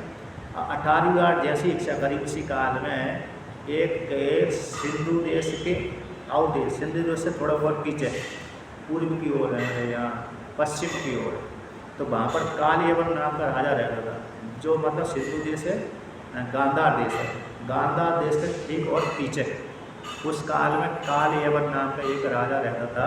और यवन बोलते हैं मिश्रण करना, यू मिश्रण धातु से यवन शब्द बनता है। और काल उसका कलिया था और यवन वंश में पैदा हुआ था, इसलिए उसका नाम जोड़ दिया काल यवन। उसका जो आकृति थी ना गोरी नहीं थी, यानी काला था, इसलिए उस काले रंग को लेकर काल बोल दिया। और यवन वंश में पैदा हुआ था, इसलिए काल यवन बोल दिया। अब एक बड़ा योद्धा था, उस काल का भयंकर बड़ा योद्धा था। ये हमेशा ढूंढता रहता था, जैसे बाणासुर है रावण अपने पक्ष के जैसे योद्धा लड़ने के लिए खुलता रहता था, उसी प्रकार से ये भी खुलता रहता था। और उसने भगवान श्री कृष्ण की इच्छा थी, इसको भी मानता था जो भी है। नारद जी देखा कि अत्याचारी है, कालेवन है, दूसरे को परेशान करता रहता है, क्यों ना इसको मरवा देते। तो भगवान नारद जी उसके राज्य में चले गए और राज्य में जाकर के उसकी प्रशंसा करी। आके युद्ध मुद्ध नहीं करते आदि। उसने कहा महाराज मैं किससे युद्ध करूँ, जिसके पास में जाता हूँ युद्ध करने के लिए वो डर की मार भाग जाता है। अरे नहीं, अभी भारत में एक यदुवंश में एक पैदा हुई है, वो तुम्हारे समान बलवान है, तुमसे युद्ध लड़ने के लिए योग्य है, तुम उनके पास में जाओ, तुम्हारी इच्छा पूरी करेंगे। कौन है वो पैदा हुआ? कृष्ण नाम का है, वसुदेव का पुत्र वासुदेव है। गले में वो पीताम्बर धारण की हो देता है और है मतलब वस्त्र वो पीले धारण करता है और गले में बैजंती माला धारण करता है। उसके सर पे थोड़े वो रहती है, क्या रहती है, मयूर का पुच्छ रहता है। ऐसी आकृति वाला, ऐसे उसके नेत्र हैं और बेही तुम्हारे साथ समान योद्धा है। भीष्मपिता महा आदि के विषय में श्रवण किया था, तो भीष्मपिता महा उस तुम्हारे समान युद्ध नहीं है। यद्यपि उनकी भीष्मपिता महा की इच्छा में तो थी, बड़े बलवान थे, किंतु इतनी विशाल सेना लेकर के आएगा वो, तो इसलिए नारद जी ने उनका परिचय नहीं दिया, किंतु कृष्ण भगवान का परिचय दिया। तो तुम्हारे योग तो तुम्हारे समान योद्धा तो तुम्हारी इच्छा पूरी करने वाले कृष्ण और बलराम हैं। कृष्ण विशेष रूप से कृष्ण है, तो उनके साथ युद्ध करो, जाओ तुम इस मथुरा नाम की नगरी में घेर लो, मथुरा नाम की नगरी में रहते हैं। ऐसा नारद जी ने उसको दे दिया, उपदेश कर दिया। तो चिन्ह बता दिए भगवान श्री कृष्ण के ऐसे। तो काल यवन 3 करोड़ सेना को लेकर आया, 1 करोड़ 2 करोड़ 3 करोड़ सेना को लेकर आया। तो 18वीं बार कहते 3 करोड़ जब सेना को लेकर आया तो भगवान ने देखा कि ये नारद जी की प्रेरणा से ही आए थे, नारद जी की प्रेरणा से भगवान का, नारद जी उसको देकर बोल करके आया। नारद जी जिससे भी भगवान ने बता दिया होगा, नारद जी बीच में आकर मैं संकेत दिया आया तुम्हारे भूभार को हरण करवाने के लिए, तुम्हारे साथ युद्ध करवाने के लिए आप एक निमंत्रण और दे दिया। तो नारद जी ने एक बार एक विषय में विष्णु भगवान से प्रार्थना करी थी, हे भगवान मेरे को बहुत दिनों से युद्ध देखने की इच्छा हो रही है, बहुत दिन हो गए आपने युद्ध नहीं किया, थोड़ा मेरे को युद्ध कर दिखवाओ ना। ठीक है दिखवाता हूँ, तुम चिंता मत करो, थोड़े दिनों के बाद मैं तुम्हारी इच्छा पूरी करूँगा। तो वही इच्छा यहाँ पर आकर के पूरी करी थी भगवान ने। ऐसा प्रसंग आता है पुराणों में अनुसार। तो कहते हैं 3 करोड़ सेना को लेकर के उसने यहाँ पर आ गए, मथुरा नगरी में आ गए। चलते सिंधु देश से होते ऐसे पंजाब आदि क्षेत्र से होते यहाँ पर आ गए, मथुरा नगरी में आ गया। आधा हसनापुर का जो दिल्ली आदि का क्षेत्र से घूमते हुए वहाँ पर आ गए। अब वहाँ पर आने के पश्चात उसने देखा, भगवान ने विचार किया अब क्या किया जाए, इस काली यवन के साथ युद्ध करें। अब थोड़े दिनों के बाद भगवान को यही आवाज़ था कि जरासंध भी यही सक्षम सेना के लिए लेकर के ये भी आएगा, एक तरफ इससे युद्ध करेंगे अथवा जरासंध से युद्ध करेंगे। हम तो यदि हम इससे उलझ गए, काली यवन से उलझ गए, तो जरासंध निश्चित रूप से मथुरा नगरी को घेर करके हमारे सारे वंश को ही नाश कर देगा। तो भगवान ने उसी प्रकार से अपने परिवार की कैसे रक्षा की, मेरी प्रजा को कैसे रक्षा की जाए, उसी समय भगवान ने विचार किया नया नगर का निर्माण किया जाए, उसमें हम सुरक्षित रखेंगे और कुछ सेना को यहाँ पर रखेंगे, बाकी सारी प्रजा को हमारी जितनी भी प्रजा स्त्री पुरुष आदि है प्रजा आदि है उसको दूसरे नगर में सुरक्षित रख देते हैं। उसी काल में भगवान श्री कृष्ण ने विश्वकर्मा को बुलाया, तो विश्वकर्मा को बुलाकर कहा कि मेरे लिए एक समुद्र में सुरक्षित नगरी का निर्माण करवा दो। तो कहते हैं भगवान की आज्ञा लेकर के विश्वकर्मा ने आनर्त देश, कहाँ पर बसाए, आनर्त देश में जो रैवत नाम का पर्वत है वहाँ पर आनर्त, पहले अनर्त नाम के राजा थे, उन्होंने उस देश का निर्माण किया था, इसलिए उस देश का नाम आनत नाम का देश पड़ा। रेवत नाम के राजा राज किया था, इसलिए रेवत देश ही कहलाता है। उसी में ही ये नगरी जो मथुरा नाम की नगरी है, पहले किसी देश में उस दूसरे राजा ने, चंद्रवंश के राजा अथवा सूर्यवंश के राजा ने वहाँ पर राज किया, निर्माण किया। भविष्य में भूतकाल में वो नष्ट भ्रष्ट हो गई थी, फिर बाद में भगवान श्री कृष्ण ने उस नगरी का निर्माण किया, जो अपने नाम से नया नाम दिया, उसका द्वारका नाम की नगरी कहते हैं। 48 कोस की भूमि में जो द्वारका नाम की नगरी है, कितने कोस, कितने लंबे दूरी में निर्माण करवाया, कहते हैं अरे 48 कोस की भूमि में द्वारका नाम की नगरी का निर्माण करवाया। महल सबसे बीच में कृष्ण भगवान का नगर महल था, उसके आस बलराम जी का, कृष्ण भगवान का, वसुदेव जी का, उग्रसेन का, ये बीच में थे। और आसपास से सारे ब्राह्मण, क्षत्रिय, वैश्य, शूद्र, चारों वर्णों के लोगों को महल बनवाए थे, निर्माण करवाए थे, वो दीवार आदि बनवाए थे, वो समुद्र से जगह ले ली थी। तो 48 कोस की भूमि में मथुरा नगरी फैली हुई थी। इस प्रकार तो 48 कोस कितनी हो जाती, बहुत लंबी चौड़ी हो। 48 को 3 गुना कर दो, एक कोस में 3 किलोमीटर होते हैं, एक कोस में इतनी लंबी चौड़ी हो मथुरा नाम की नगरी घूमी हुई थी। क्योंकि भगवान श्री कृष्ण के 16,000 भाग थे और इतने उनके पुत्र पैदा हुए थे, तो इतनी संख्या में विशाल फैल गए। तो इस प्रकार से वहाँ पर जाकर के निर्माण करवा लिया। तो कहते हैं यहाँ पर विश्वकर्मा ने अपनी पूरी कौशल कला उस नगरी में निर्माण करने में लगा दी। जैसे जैसे आप घर बनवाते हैं उसी प्रकार से उन्होंने बनवाए, अच्छे दिव्य घर बना दिए। और फिर भगवान श्री कृष्ण ने अपनी सारी प्रजा को योग माया के प्रभाव से रात्रि को वहाँ पर पक्षांतर कर दिया, भेज दिया, स्थानांतर कर दिया, कहते नहीं, जैसे ट्रांसफ़र अंग्रेजी में बोलते हैं, स्थानांतर बोल देते हैं। इस स्थान से दूसरे स्थान पर चले गए, भेज दिया योग माया से उसको करने। जैसे वहाँ पर है योग माया से उसको करके नई नगरी में देखे तो सभी को आश्चर्य पड़ गए, अरे सोए थे तो यहाँ जाके वहाँ पर है सोए थे तो रात्रि को इस देश में सोए थे, दूसरा देश कहाँ से आ गया। तो दूसरे देश को देख कर के बड़ा आश्चर्य हुआ। और मथुरा नगरी में तो इतना दिव्य उनके पास घर नहीं थे, टूटे फूटे हो गए होंगे, एक तो वहाँ की जो घर आदि देख कर बड़े आश्चर्य हुआ। इसके पश्चात सेना को वहाँ पर छोड़ा।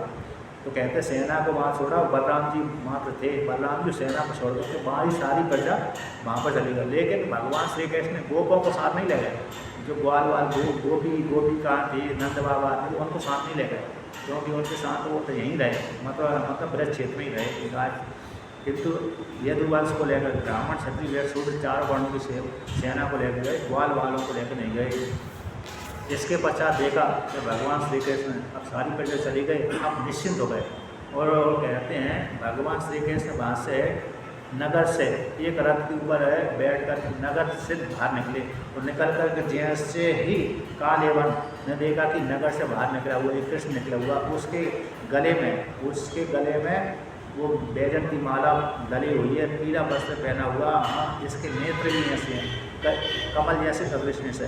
तो इस आकृति को देख करके, इस आकृति को देख करके समझ गए यही कृष्ण है। तो कहा हे कृष्ण मेरे पास में आओ, मेरे साथ युद्ध करो। अब भगवान श्री कृष्ण उसकी तरफ देख लिया और देखने के पश्चात और कहते हैं कालेवन ने पूरी मथुरा नगरी को घेर दिया था, किंतु मथुरा नगरी के ऊपर आक्रमण नहीं किया। तो सेना वहीं पर खड़ी रही और भीतर बलराम जी आदि भी थे और सेना भी थी।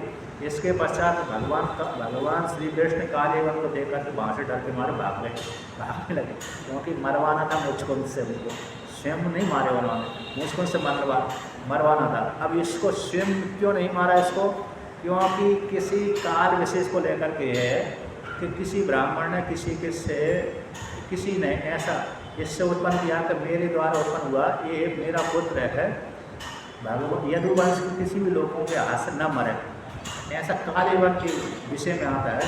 कालेवन की मृत्यु यदुवंश किसी व्यक्ति के हाथ से नहीं थी, इसलिए भगवान ने सोते हुए मुचकुंद के द्वारा मरवाया। और मुचकुंद नामक जो राजा था वह सूर्यवंश से पैदा हुआ था और ये यदुवंश के थे, चंद्रवंश में थे। तो उसे किसी ने उस काल में जिसने पैदा किया था इस कालेवन को, उसने ऐसे पहले संकल्प किया था अथवा किसी वरदान इसको प्राप्त हुआ था कि इसकी मृत्यु यदुवंश के हाथ से न होए। इस प्रकार से इसीलिए उसे भगवान उससे डर करके बाहर भागने लगे। तो जैसे ही भागने लगे तो यहाँ पर वर्णन करते हैं कहते हैं कालियावन देखता है, अरे तुम कहाँ जा रहे हो, तुम मैं बड़ी आशा लेकर के तुम्हारे साथ युद्ध करने के लिए आया था और तुम तो मेरे से डर के मारे भाग रहे हो, आप कहाँ जा रहे हो, आओ मेरे साथ, मुझको युद्ध का अवसर दीजिए। मैं बड़ी उतावली से लेकर के बड़ी इच्छा लेकर के तुम्हारे पास में आया था, किंतु तुम तो भाग कर जा रहे हो, भाग कर के जाओगे कहाँ जाओगे, तो मैं भी तुम्हारा पीछे करता हूँ, मेरे साथ युद्ध करो। तो कालियावन ने यहाँ पर एक विशेषता है, कालियावन ने देखा कि ये भगवान श्री कृष्ण डर के मारे पैदल पैदल भाग रहे हैं, तो कालियावन ने सोचा मैं भी इसी समान युद्ध हूँ, तो मैं क्यों अत्याचार करूँ, विपरीत करूँ, कार्य करूँ। यदि भी चाहता तो घोड़े पे बैठकर रथ के बैठकर रख के उनके पास जा सकता, किंतु उसकी भी बुद्धि ऐसी बनी कि मैं भी पैदल पैदल इसके पीछे जाऊँ। तो पैदल ही पैदल वो रथ से उतर करके भगवान को पकड़ने के लिए पैदल ही पैदल पीछे पीछे दौड़ा। तो कहते हैं जब तक भगवान उसके पूरे पुण्य कर्म या तो पाप कर्म समाप्त नहीं होते तब तक भगवान ने मारा नहीं। तो कहते हैं यहाँ पर आगे वर्णन करते हैं, पलायनम यदुकुले जातस स्यातव नोचितम इति क्षिपन्नो गतो नैनम प्रापाहत शुभ। कहते हैं जब यदुकुल में उत्पन्न होने वाले भगवान हैं, उसको देख करके जब भगवान श्री कृष्ण भाग रहे थे उसके पीछे पीछे वही भाग रहा था और कहता है, हे कृष्ण आप यदुकुल में उत्पन्न हुए और इस प्रकार से आपको भागना ठीक नहीं है, ऐसा ही बोलते जा रहा था। और बोलते बोलते पीछे पीछे भी दौड़ रहा था और पकड़ने के लिए भी दौड़ रहा था। और भगवान भी ऐसी चालाकी से दौड़ रहे थे कि मेरे को इसको ऐसा लगे कि मैं पकड़ने ही वाला हूँ, जोर से भागे भी नहीं। तो हो सकता है कोई व्यक्ति जोर से भाग जाता, वो जाता अब इसके पीछे थमा जाए, लौट कर चले जाते हैं। तो भगवान भी उसको ऐसा विश्वास दिलाते हुए जा रहे थे कि अब पकड़ा, उसको भी मन में ऐसे ही हो रहा था, अब मैं पकड़ा, अब पकड़ा, किंतु पकड़ नहीं पाया। इसके पहले तो कहते जहाँ पर मुचकुंद नामक राजा सोए हुए थे उस गुफा में प्रवेश कर गए। अब वहाँ पर थोड़ी दूरी हो गई होगी, गुफा में जाकर थोड़ा अंधकार था, इसलिए वहाँ पर जाकर के जहाँ मुचकुंद सोया हुआ था उसके पास में जाकर के अपना ऊपरी वस्त्र उस ऊपर क्या कर दिया, डाल दिया। और डालने के पश्चात भगवान श्री कृष्ण थोड़ी दूर वाली गुफा में छूट गए। इसके पश्चात उस कालेवर ने देखा, कहते हैं देखो मेरे को दौड़ा दिया और यहाँ पर आकर के आराम सो गया, बड़ा मूर्ख है, उठ मेरे सामने से युद्ध कर।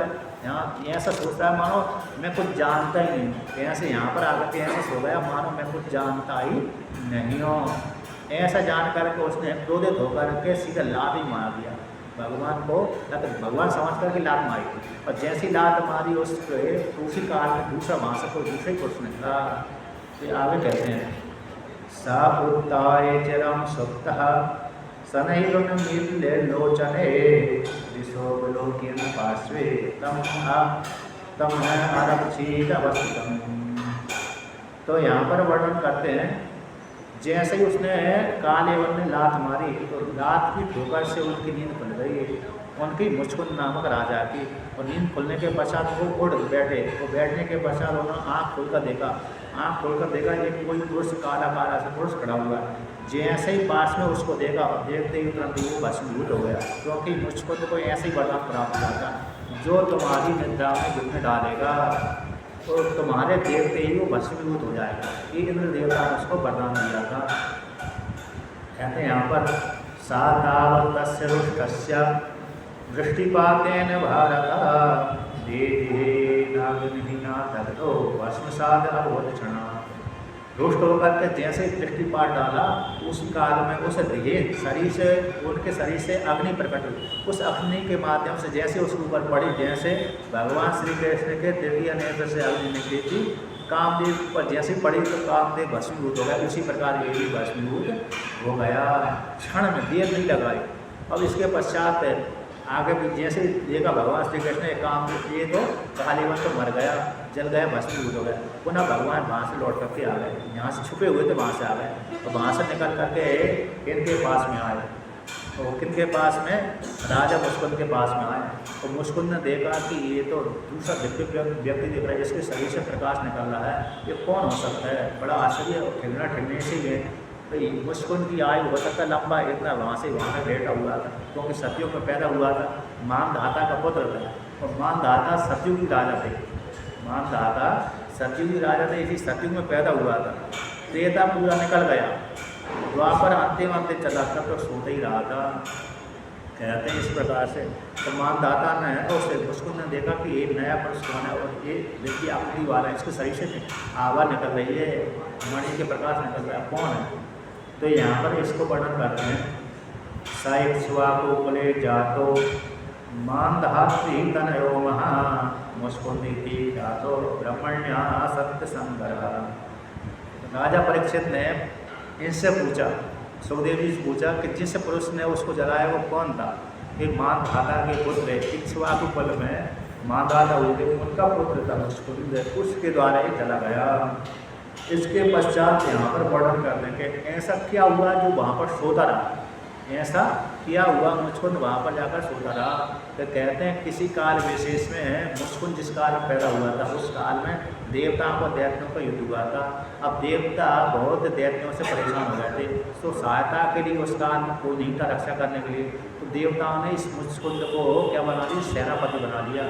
तो सेनापति बन करके मुस्कुंद उन दैत्यों को पराजित करता रहता भयंकर युद्ध किया उसने, सारे दैत्य डर के मारे भाग जाते थे।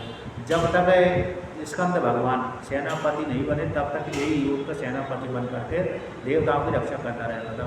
जब सेनापति स्कंद भगवान बन गए तो इनको छोड़ दिया, मतलब आप तुम अपने लोक में घर में जा सकते हो। जब बहुत दिनों तक युद्ध करते करते करते थक गया, युद्ध करते करते कहा कि अब हमको सेनापति नए सेनापति प्राप्त हो गए, हे मुस्कुंद अब आप अपने लोक में घर में जा सकते हैं। तब इस प्रकार से जब युद्ध समाप्ति हो गया तो मुस्कुंद कहा, महाराज अब मैं अपने घर में जाना चाहता हूँ, अब आप मेरे को आज्ञा प्रदान करें। उसने कहा, इंद्र देवता ने कहा कि हे महाराज आप जिस घर नगर में राज में जाना चाहते हैं वहाँ पर तो आपको मेरे राज्य आदि है अथवा परिवार वाले जिनको आप जानते थे वो सारे नष्ट भ्रष्ट हुए। अभी तो महीना 2-4 महीना 5 महीना तो इस साल भर में आपके पास युद्ध करते करते साल भर हुआ है, आप ऐसे कैसे करें तो पूरा मेरे परिवार वाले नष्ट भ्रष्ट हो गए, इष्ट मित्र नष्ट हो गए।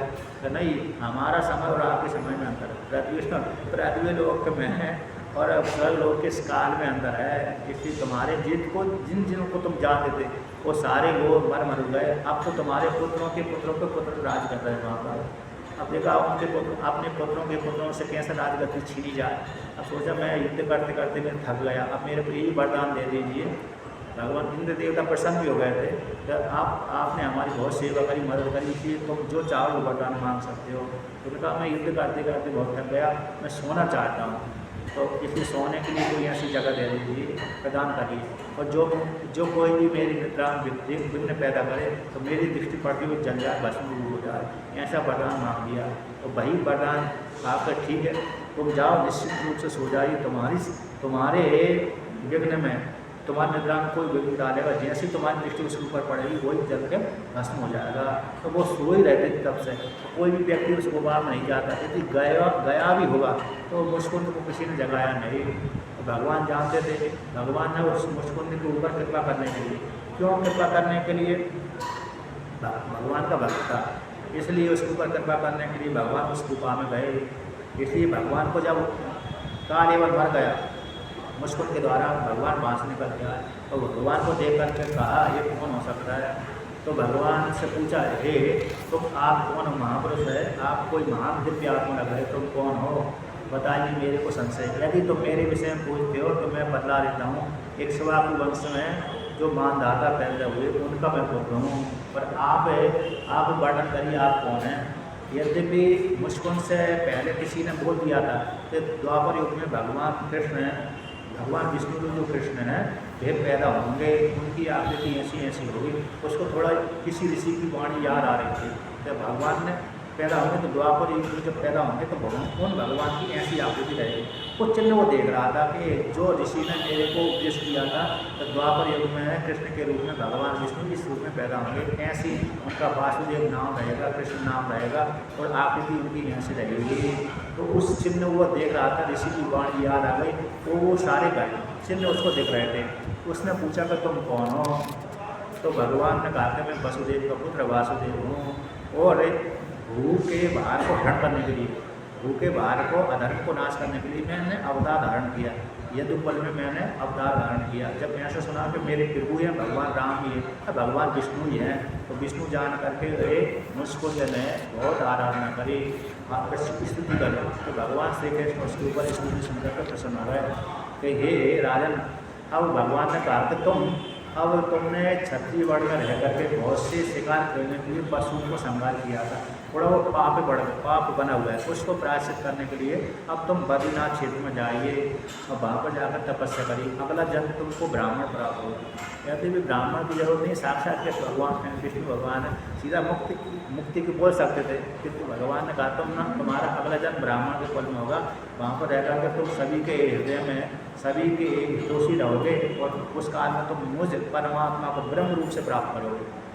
ब्राह्मण बन करके तुम मुझ परमात्मा को ब्रह्म रूप से प्राप्त करोगे, फिर तुम परमात्मा पद को प्राप्त हो जाओगे। अगला एक जन्म और होने वाला है, हो सकता है प्रारब्ध उनका चालू हुआ होगा। जैसे राजा भरत का 2 प्रारब्ध और बाकी थे, एक मृग वाला एक मनुष्य वाला। जैसे राजा भरत को 2 प्रारब्ध शेष रहे थे, उसी प्रकार से इनका भी एक प्रारब्ध ब्राह्मण का होना था। इसी बाद में जाकर ब्राह्मण कुल में पैदा हुए होंगे, हो चुके होंगे तो हुए होंगे, जो भी है, तो बाद में ब्राह्मण बन करके मुक्त हो गए। इसके पश्चात भगवान श्री कृष्ण वहाँ से उनको मुस्कुंद को क्या देकर दर्शन दे करके, मुस्कुंद भी जब भगवान से ऐसा प्रदान लेकर के बद्रीनाथ क्षेत्र में गया, देखा कि जैसी गुफा से बाहर निकला, देखकर जो उसकी आकृति और वृक्षों की आकृति समान है, छोटे छोटे मनुष्य छोटे छोटे हो गए, सारे जान दिए, उसमें कलयुग आ गया। कलयुग के लक्षण देख करके बद्रीनाथ क्षेत्र में गया और तपस्या करते करते अपने शरीर को त्याग कर दिया। इसके पश्चात आगे वर्णन करते हैं, यहाँ पर कहते हैं भगवान श्री कृष्ण लौट करके जहाँ पर कार्यवन की सेना 3 करोड़ थी, वहाँ पर आए तो बलराम जी भी अपने नगर से निकल गया। उसी काल में भगवान श्री कृष्ण ने 3 करोड़ सेना का संहार कर दिया, युद्ध करके थोड़े से काल में संहार कर दिया। संहार करने के पश्चात कहते हैं उनकी जो संपत्ति थी, सारी संपत्ति को ले करके इकट्ठी करके रथों पे, घोड़ों पर, छकड़ों पे, गरदों आदि पे इकट्ठी करके लाभ करके मथुरा नगरी से द्वारका ले जा रहे थे। उसी काल में जरासंध ने देखा कि भगवान यहाँ से कृष्ण बलराम भाग रहे हैं, तो घेर लिया। तो घेरने के पश्चात कहाँ जा रहे हो, तो भगवान के साथ युद्ध किया। कहते युद्ध करते करते अब वहाँ पर कुछ मारा, कुछ मारे, कुछ जाए पकारे। तो यहाँ पर जरासंध ने थोड़ा आक्रमण कर दिया, तो भगवान श्री कृष्ण डर के मारे तो उसको वहाँ से भाग ही गए, युद्ध नहीं किया भगवान ने। इस बार 18वीं बार जो जरासंध ने आक्रमण किया था उसके साथ युद्ध नहीं किया। देखा भगवान भाग रहे, कृष्ण और बलराम दोनों रथ के ऊपर बैठ करके भागे। फिर कुछ देर के बाद पैदल भागे। अब इस एक देश के बाद देखा जरासंध पीछे ही पीछे आ रहा है, तो एक पर्वत के ऊपर चढ़ गए वो। अब पर्वत के ऊपर चढ़ गए तो हो सकता है जरासंध ने उसको पूजा पर्वत पर कृष्ण और बलराम को, दिखे ही नहीं कृष्ण भगवान, कृष्ण और बलराम नहीं देखे। जब बहुत विशाल था वो भी, चारों तरफ से पर्वत के ऊपर आग ही लगा दी। तो आग लगा दी और आग लगा करके देखा भगवान श्री कृष्ण ने देखा कि ये तो इसने तो आग लगा दी। जब अपने पास में आग आने लगी तो भगवान श्री कृष्ण कहते हैं उस पर्वत के ऊपर इतनी लंबी दूरी कूदे, यद्यपि वो सेना के ऊपर से कूदे थे, चारों सेना के ऊपर से कूदे थे, लेकिन उनको समझ में नहीं आया। अपनी योग माया के प्रवास कूदे थे वो, किसी को देखा ही नहीं भगवान कूद रहा है कि भाग रहा है कि नहीं भाग रहा है। तो वो भगवान श्री कृष्ण उनके सामने से अदृश्य होकर के ऐसे दूर पृथ्वी पर जाकर कूदे और सीधे जाकर के द्वारका में चले गए। अब जरासंध ने ये समझा कि मैंने चारों तरफ पर्वत के ऊपर आग लगा दी और एक दोनों कृष्ण बलराम आग में जल करके मर गए। संतोष प्राप्त करके घर में लौट गए। 18वीं बार भगवान श्री कृष्ण के ऊपर विजय प्राप्त कर ली। उसी काल में भगवान श्री कृष्ण रण को छोड़कर भागे थे, कालियावन से डर के मारा और जरासंध से डर के मारा, इसलिए भगवान का नाम पड़ गया रणछोड़। ये गुजरात में शायद मंदिर है जहाँ पर भागे होंगे वहीं पर। इस प्रकार से अब आगे की कथा रुक्मणी हरण को लेकर के, रुक्मणी विवाह है कहते हैं, रुक्मणी विवाह को लेकर के वर्णन करते हैं, ऐसे नहीं चलो करेंगे। रुक्मणी को भगवान श्री कृष्ण की ख्याति पूरे भारत पूरे विश्व फैल गए थे। उस काल में रुक्मणी भी योग हो गए थे, तो रुक्मणी को इच्छा हो गई कि मैं उसी के साथ विवाह करूँगी। तो भगवान के प्रति मन को लेकर रूपम वरयति कन्या, ये किसको कहा है, कन्या को लेकर रूपम वरयति कन्या, पिता सुतम माता वित्तम बांधव धनम इच्छन्ति इतना मिष्ठान्नम। तो कहते कन्या तो रूप वर्ण करती है, कन्या क्या चाहती है, रूप वर्ण चाहती है। रूप पिता क्या चाहता है कि मेरा पुत्री का जो वर है यानी जो पुत्री का जो पति होगा, वर होगा, वो विद्वान होना चाहिए। और माता कहती है कन्या क्या लेके आई है, तो धन लेके आई नहीं का, हमेशा वो माताओं के बस जिससे में आता है। तो माता चाहती है कन्या कुछ लेके दही लेकर आई नहीं, धन चाहती है का कहते हैं। इसके पश्चात परिवार वाले क्या चाहते हैं कि इसका जो कन्या का वर और वधू का पक्ष है क्या होना चाहिए, विस्तार होना चाहिए, बड़ा होना, कुल बड़ा होना चाहिए। कहते जो बाराती क्या, क्योंकि बड़ा नहीं होगा तो दूसरे व्यक्ति डरा देंगे, धमका देंगे, इसलिए परिवार बड़ा होना चाहिए, उसी घर में हम विवाह करेंगे। युद्ध का कहीं युद्ध की समय आया गया तो रक्षा कौन करेगा हमारी, तो बड़ा परिवार रहेगा तो रक्षा तो कर लेगा। इसलिए परिवार वाले तो बड़ा परिवार चाहते हैं। कहते जो बाराती को कह रहा है तो वो तो मिठाई चाहते हैं, उनको तो और दूसरा कोई मतलब नहीं, मिठाई खा करके आनंद हो जाती है। यदि जिसने मिठाई अच्छी नहीं खिलाई तो निंदा कर देते हैं, जिसने असली मिठाई खिला दी तो प्रशंसा कर देते हैं। ये स्पष्ट इस श्लोक में वर्णन दिया था। इसलिए भगवान श्री कृष्ण के विषय में सुनकर को सुमन की इच्छा हुई कि इसी के साथ में विवाह करूँगी, अन्य के साथ विवाह नहीं करूँगी। ऐसा उसने मन ही मन, यानी भगवान श्री कृष्ण को पति रूप से वर्णन कर लिया था, अन्यों को भी पति रूप से वर्णन कर लिया। जैसे बहुत सी स्त्रियों के विषय में आता है, राजकुमारियों के विषय में आता है कि रूप को सुनकर के, नाम को सुनकर के, नाम को सुनकर के, रूप को सुनकर के उन्होंने उसी पुरुष को वर्णन कर लेते हैं मानसिक रूप से। बहुत जगह आता है, देवी भागवत पुराण में एक राजा सुदर्शन नाम के राजा को लेकर के आता है, उसके रूप, उसके नाम सुनकर के उस कन्या ने उसको पति रूप से वर्णन कर लिया था। कई जगह कई दृष्टांत आते हैं। रुक्मणी विवाह हरण को लेकर के, कुटुंब का जन्म को लेकर के, अन्न को लेकर के कल कथा सुनाते हैं। ओम पूर्णमदः